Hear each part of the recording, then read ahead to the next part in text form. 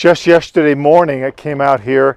You couldn't even see the Collegiate Peaks. They were completely fogged in with snow clouds, so that I know it was snowing over there, and there was just a little dusting here. It wasn't much.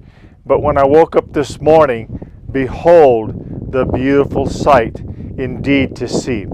Sometimes our life feels like we're in a fog. Have you ever heard the expression that we can't see the forest for the trees? Or it's a pea souper?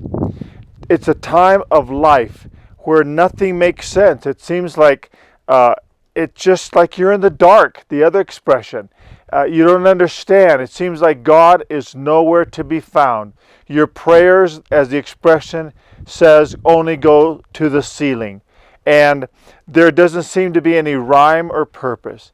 Things aren't going well. You're having trouble in your marriage, or with your children, or with finances, or with your car and your properties, and anything that you can just add to it. It's the pits.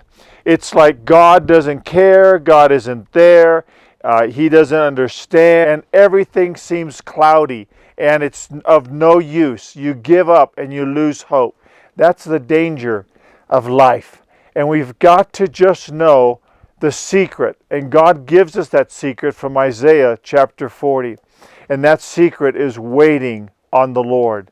If we wait long enough, we will see the peak. I set up my camera right here on the deck of the Nellie Bly Chalet where we live during our Colorado time. And that mountain that was completely covered in a snowbank, I set my camera up to do a time-lapse photography.